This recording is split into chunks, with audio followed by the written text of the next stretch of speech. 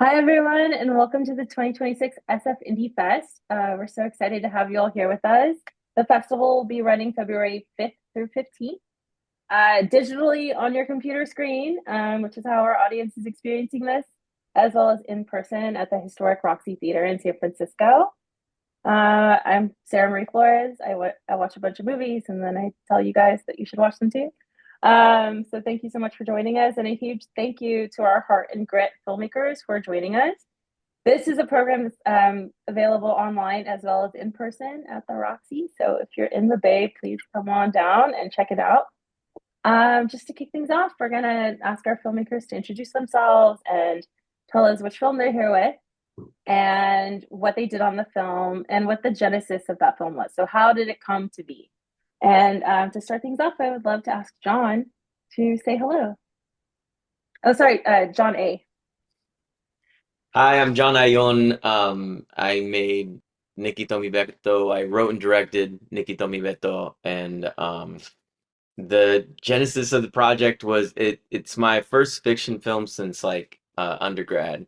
I've done a lot of like short docs mostly, and this film has always been it was like one of those films that I've always wanted to make, which was I live in Oakland now. I've been here for like 16 years, but I grew up in LA, in East LA, Northeast LA, in a place called Highland Park and a little bit in Eagle Rock. But so I wanted to kind of like make this film since forever, and it's like my love letter to my childhood, and my cousins and my aunties who like partially raised me. So that's where this film came from.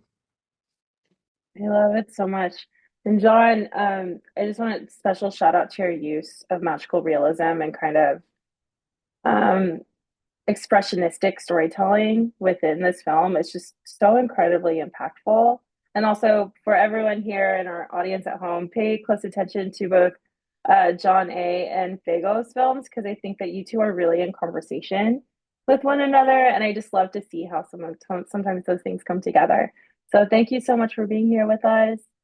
And now I'm going to jump on over to Eva. Please introduce yourself and tell us cool things. Amazing. Yeah, I'm Eva Hoffman. I'm the writer and director of Eye Contact. And the genesis for Eye Contact was really I was walking around my apartment in downtown San Francisco randomly and made eye contact with someone in a car.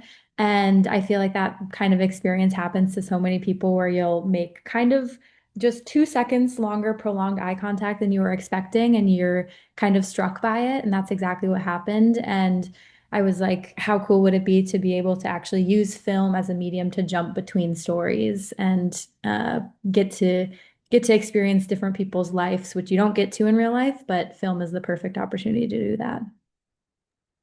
I think you achieve that so especially in your film. And what it really makes me think of when while you're not telling a genre story, it made me think of another great piece of San Francisco set media, which is the TV show Sense8, Mm, which does this great thing. It's like you show how these people are connected.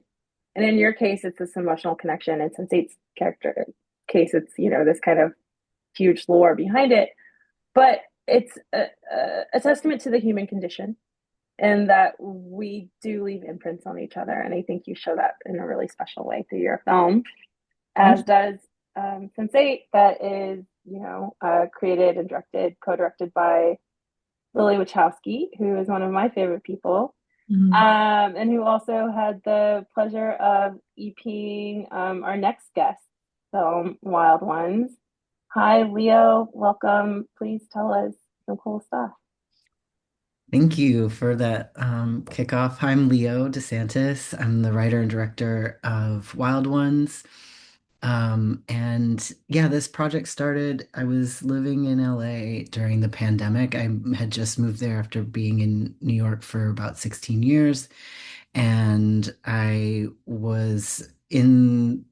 like kicked off producing in LA, and it was right when production opened back up, and I was kind of really killing myself in the sheets, in the Excel sheets, as one does as a producer, and I felt really disconnected from writing practice, my artistic practice.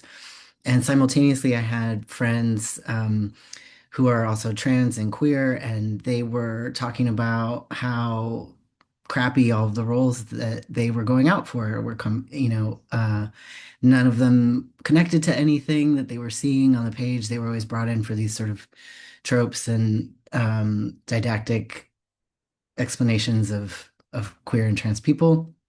And so I started Wild Ones as a writing practice after kind of realizing that the sort of crime genre was a little perfect place to place these characters in a way where they're just existing within the story as themselves, and it has really almost nothing to do with how they move through the world as a queer trans person.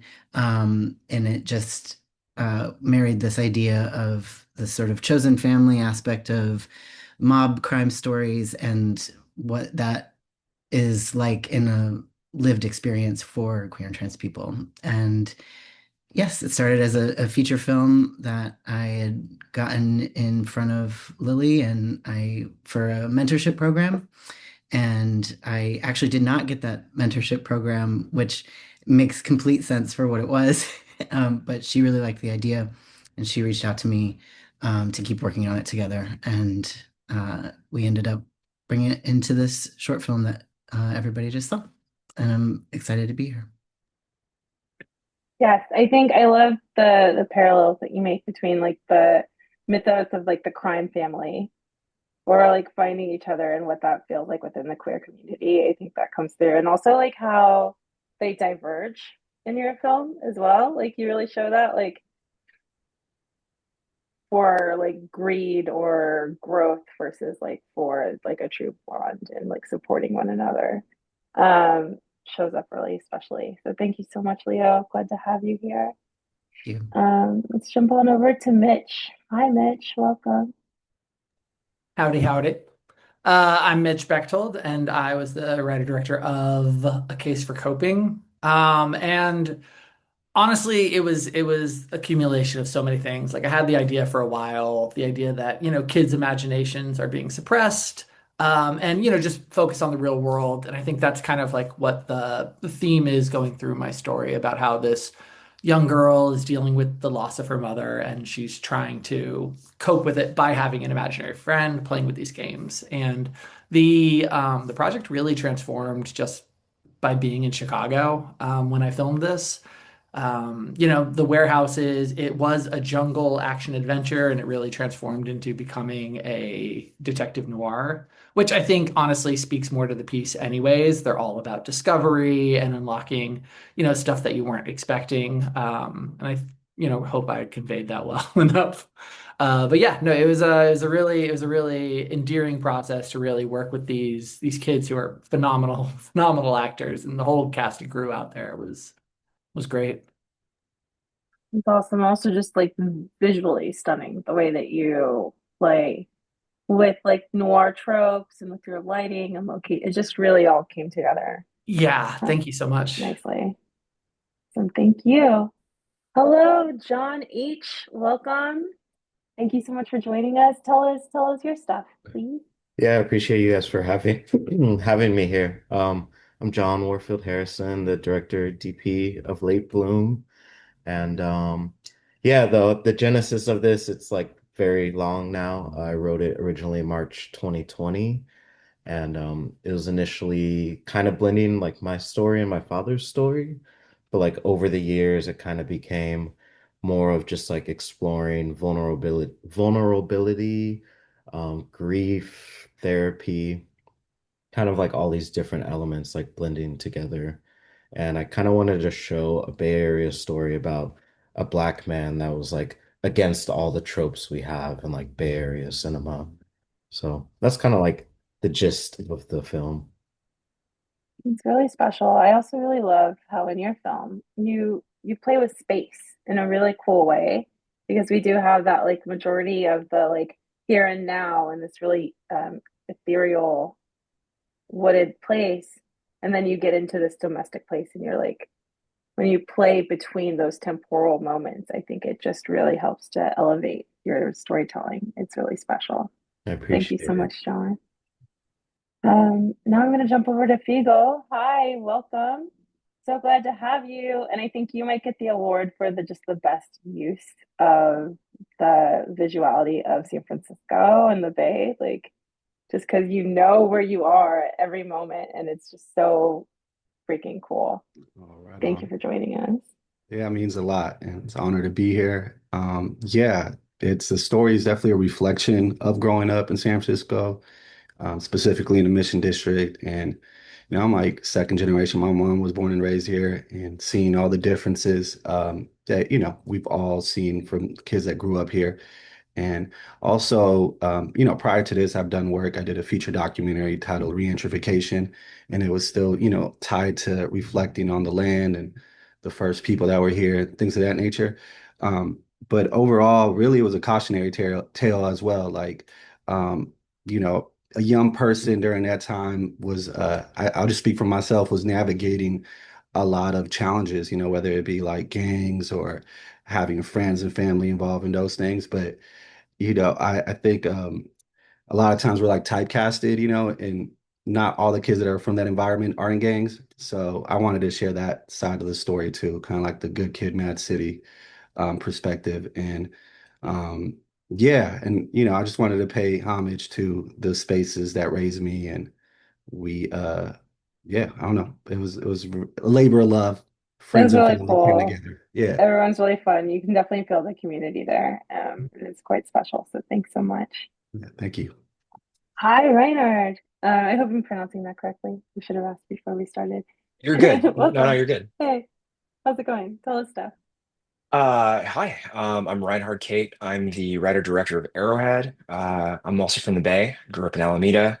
Uh, Arrowhead, this sort of genesis for Arrowhead, I spent some time in another life in Afghanistan. So a lot of the writing and filmmaking I do sort of reflects on that experience and sort of the coping with that experience when you come home. And I really wanted to write this story about this person that had come back and was sort of running from both who he was as a person and an experience itself. And tried to really personalize this experience of being someone of mixed race that is being pulled between two worlds. And I love bringing in sort of this action, thriller, drama aspect to it. And when I discovered the story about the Modoc Rebellion and tying that in, trying to make it very California, uh, the story kind of took off. And it's my first narrative short, and stoked about it. I'm really happy to be here. We're so glad to have you here. I mean, I think that your ability to really play with tension and myth building is really, really cool in how it comes across in your film. So, congratulations. We're so happy to get to share it with everyone. Thank you. Okay, round two. John A, I'm going to come back to you, and I really want to dig in to your inventiveness in your editing and how you bring together this story and really tie it back to this like very like mythological, very giant idea while playing with this like very grounded look at like death and violence that's happening throughout your character's journey. Can you kind of just talk about your thought process? What was it like directing, and how did it eventually all come together in the cut?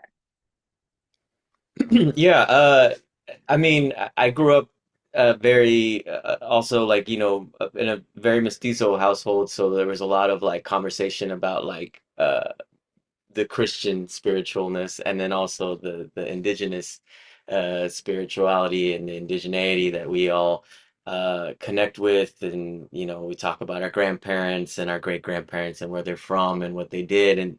And so I think growing up, I always had this like really active imagination about like who was possibly around, like ancestrally, like who was near me, who was speaking to me. And I think I just wanted to like kind of put that on the page. My screenplay, I think, originally was a mess, just because it was all over the place. And then I had, my partner, Emily, and my friend Patrick, and other people reading it. My producer Esteban. Everybody started kind of pitching in and being like, okay, let's like whittle this down to like where it makes more sense. So I'm not going to take credit for like if it does make sense to you, that probably wasn't me. It was like all these people who collectively like made it better.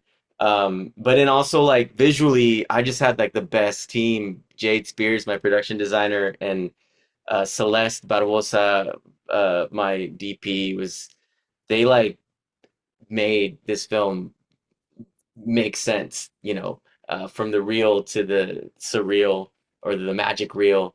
And, the only thing that I might have maybe done well was because I'm an editor by trade before making this film. So, like, I did some editing work, but man, it was everybody's like collective intuitiveness with how to like bridge these worlds that I was trying to bridge that like I think made it make more the best sense. But yeah, I hope that answers that It question. definitely comes through. And I Okay. just think shout out to editors who are also filmmakers because I think that there's always something so special, right? Like the fun or maybe fucked up thing about filmmaking is when you're like out there on location, when you're actually making it, that is not the part that matters, right? Like you do want to like collect assets as well as you can, but it's like once you're in that room, really looking at the pieces and putting them together, that something really comes to life. And I think that's really apparent about your process in your film. So congratulations. Thank you. Now I should come over to Eva, who is not too shabby herself in how her film is constructed and how these seemingly disparate elements really do come together. And Eva, I was wondering if you could really talk about that process in writing, but also in executing. Like, how did you like make sure that there was a sense of continuity from like segment to segment and have it really work together? Yeah. I I mean, like I explained originally, the concept really came to me and it was very experimental. It was, the concept of eye contact. And so making that into a script format was something that was challenging. And I was kind of, a lot of my previous work has been very based on my life. And this was a lot of disparate characters and a lot of characters who were going to have different backgrounds. And so honestly, the process of writing the script, I was like looking through books for character inspiration. I was like pulling, various sentences that were feeling right. And yeah, that's kind of how the writing process went. And I don't consider myself a writer. I'm a much more visual person. So it was a challenge for sure, but it was really fun to kind of have a piece where I wasn't the main character, which is what happens in my work a lot. And then what was the second half of your question? I think it was really just talking about how there was that like sense of continuity from like creation all the way to the end, like how you made it feel like everyone felt connected. Yeah, that was something I went back and forth on so much as I was making it of just, how connected should these characters be? Should there be a grand finale where they actually are all connected or something like that? And I kind of decided like that's not really the point. Like the point is that there's these passing fleeting moments and, you know, whether it's a lot of a recurring theme in my other work as well as intimacy and how intimacy plays out. And this was really kind of distilling intimacy into its most elemental form and really, that moment of eye contact being so deeply intimate and vulnerable, but only lasting 2 seconds. And so really just wanting to convey that feeling. And yeah, I knew that the eye contact moments themselves were going to be really important.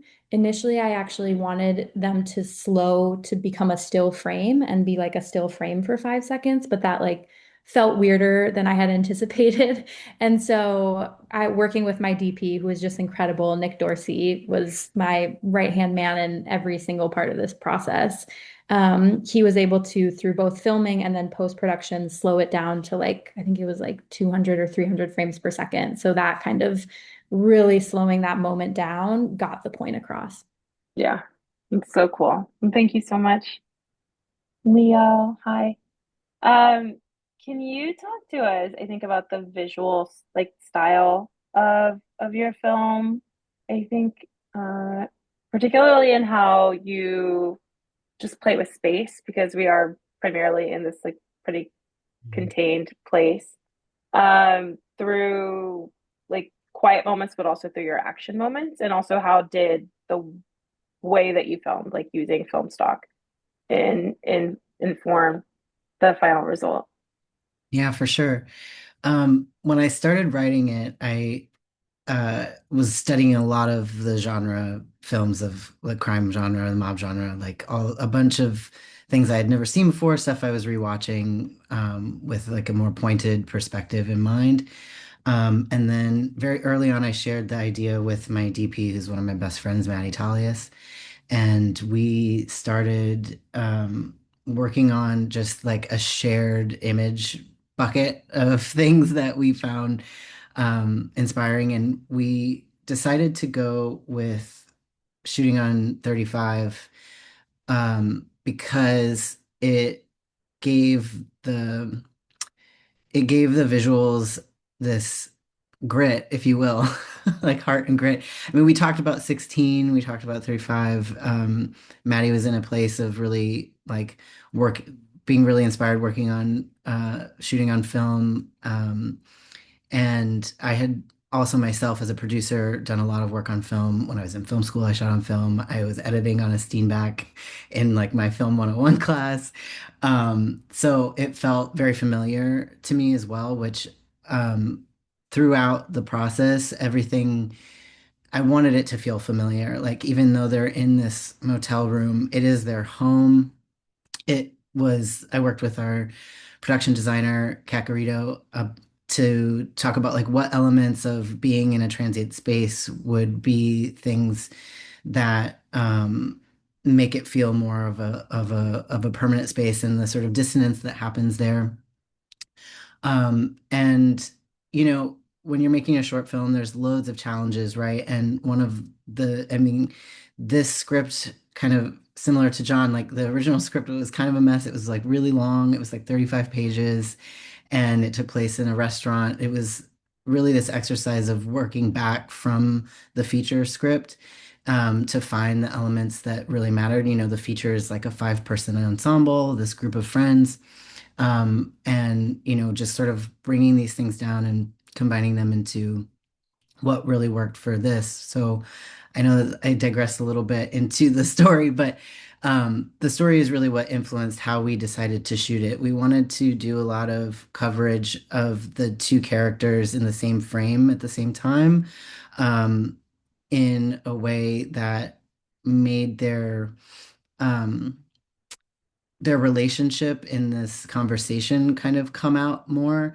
And then juxtaposing that with these sort of simple but sort of rounded, sweeping camera movements to sort of move you into the next part of where the plot was going and like what action was happening.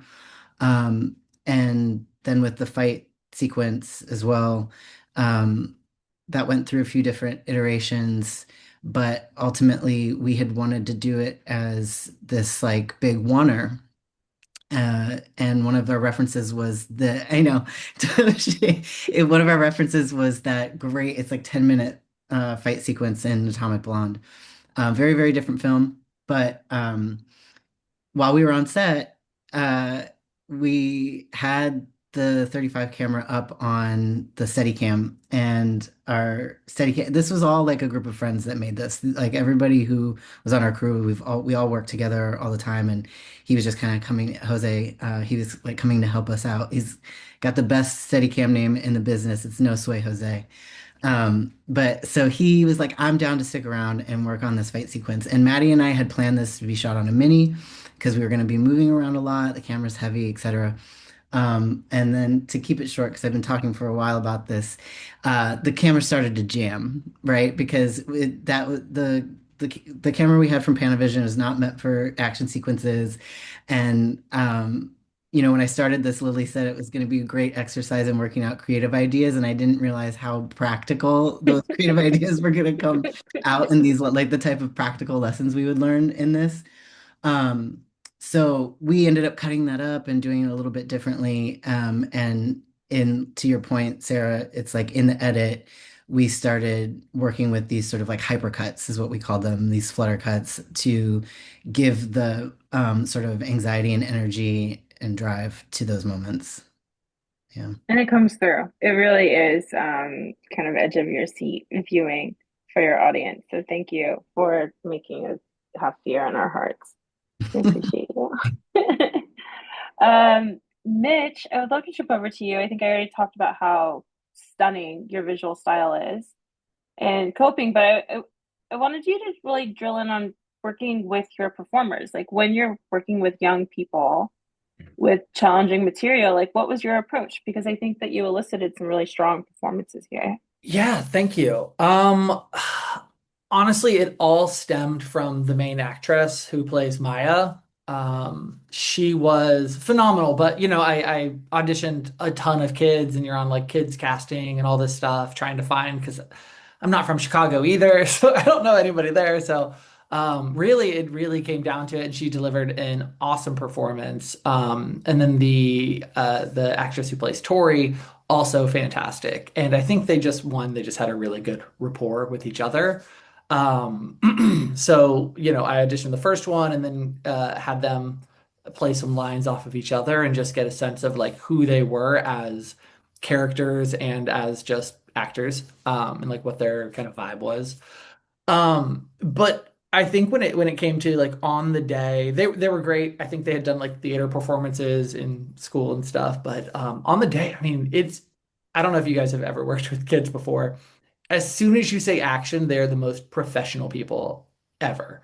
And then it's like as soon as action's over, everybody wanders off just like normal. But like, I mean, action, and then they're on, and you're like, oh, give me it a little bit differently, and you're speaking with um, just like emotional terms, and they totally get it. And both of those actresses are 10 or were 10 when we filmed it. But yeah, no, I think like for me, I'm not very strict on the dialogue. It's more of like what makes sense emotionally in that moment, and really trying to convey that to them, as in like the actress who plays Tori, spoiler alert, is the imaginary friend, and it's really like you both know the answer, and it's like you're Mhm. teasing her for not knowing it or for not being able to admit it to herself. So really trying to find that playfulness on the day was a lot of fun between them. And And then really and then also effective the adults were too. fantastic as well. I don't want to like Everyone's lovely. I I don't want think to it's yeah. definitely Yeah. like giving these young people that kind of freedom to find Yep. that performance really paid off for you. So Absolutely. congratulations and Yeah, thank thanks. you. John H., to stick with the theme of performance, I mean, the lion's share of your film is this really intimate moment. Can you talk about like how it was working with your main characters, and helping them to elicit their really powerful performances? Yeah, I appreciate it. I think that was the most difficult portion of the film for me. This is my first time directing and just going back and forth with the script for like 4 years. I was like really nervous about it, but Chiameka and Joanne were just like top notch. Like Chiameka is I think it's called Melsner actor. I might be saying it wrong. And then Joanne does Taylor. Meisner, I think. Meisner. Yeah, My, thank you. yeah. So they're both just like really top notch and like work with like a lot of long format like dialogue. So we did about like 8 rehearsals on location to like just really feel out the space and like feel a part of it. So I think on the day, just like really trying to give them like the autonomy to like become these characters and to carry that performance. And I felt like I was there to just support them and like help them feel great about what they're doing, if that makes sense. But they just like knocked it out of the park. So like I felt like I was just behind the camera, just like watching them shine a lot of the times. And I really give that to like their skills and just like having so much time and rehearsal. And also good leadership. Like, don't undercut that, right? Like, there are no bad performances. There's just bad directors, in my opinion. And I think that other side of the coin, while actors bring a lot of like amazing craft to it, it's ultimately the director who helps to shape that. So I think it was really effective for you. So congratulations. Appreciate it. Cool. Fago, let's talk about just community filmmaking, because I think when I think about your film, you can just see the most beautiful parts of the city like come to life, especially like right, this was shot on 24th Street. I Yeah. feel like you can just see the excitement from your talent, but also just like through your use of space. Like what was that like bringing folks together? Oh man, it's like I mentioned, it's a really personal story and seeing, I mean, the crew, the actors, they're from San Francisco. So we're like filming and people are driving by like, well, what up, Gio? Gio's like our lead actor. Like they're like neighborhood kids. We have another artist. He goes by Amo Doug from the Mission District, and they're all just neighborhood kids. My best friends helped shoot it. Daniel Lopez, Arsenio Hernandez also wrote. So it was like legit what you just mentioned. It was community. So it felt natural to just be able to describe certain things that they're already familiar with because they navigate these streets like all the time. So yeah, it just felt like something I could, and we're all artists too. Like our background is in hip hop, so there's an element of improvisation, when it comes to like freestyling. So I was able to be like, describe a scene to them, and they already have their script, but now they get to add, another flavor to it. So that was fun to experiment, and also probably gave my DP a headache, but it was great. You I know. love it. They'll get over the headache. It's okay. We actually added a new scene, an additional scene was the girl scene in the bedroom that was improvised in the street. And I was like, dude, we have to actually now film this. Yeah. They're like, what are you doing? I was like, just trust, it's gonna make the story stick. And at the moment it feels a bit out there, but when you piece it together, I think that's where it's fun and kind of similar to John's point, like having John A. Friends help you piece that puzzle because in your mind you're like gluing it and does Yeah. it make sense? So It yeah, works. super grateful. Community tourism works, believe me. Absolutely. Yeah. Congratulations. Right. Reinhard, last but not least, I would love to hear you talk about just your approach to building suspense within your story. Like obviously a lot of that does happen on the page, but also just in like your visual style, how you're portraying this, how you're directing performance. Can you talk a little bit about that? Sure. I think one of the first things my really talented DP, Nate and I did was sort of having to decide like a visual language for when our main character was in sort of the normal world versus when he was in his head and sort of connecting to this sort of spiritual realm. And so for us, we decided we like loved this notion of this ultra wide close up where we would bring the camera right up in his face, and really try to establish to the audience, to the viewer, like what was happening and make that very, very clear. And going through and sort of deciding that language really helped us detail, like, okay, here's how the camera tells the story. I think the points that everyone's bringing, like filmmaking is such a team sport. I think ultimately, whether it's everyone from your gaffer to your DP, to even your PAs on set, folks are bringing in. You're trusting these people to collaborate and bring their best selves and their art into this story together. And I think in working with the actors, and my lead was also a Meisner guy, and I think he really wanted to dive into this character even deeper. I had ended up writing sort of like additional background bios for him prior to the film. And we shot this in Arnold, California, which is about 2.5 hours away. And he flew up from LA. I picked him up at the airport, and the two of us drove and just jammed on, you know, this character's story and his arc, and sort of we created this personal lore for him as an individual. And I think that collaboration between, you know, not just me and him, but the entire team is what really brought, I think, that to life. Yeah, it feels really tight and intentional. And I really appreciated that. Yeah. Well, friends, we did it. Thank you so much for sharing your art and your cool brains, and letting us kind of take a look inside. And thank you to our audience for showing up and giving us money. We do like money, to support independent cinema and keep the festival going, and their attention. And I hope everyone that is in the Bay can come and see these on the big screen when they screen at the Roxy.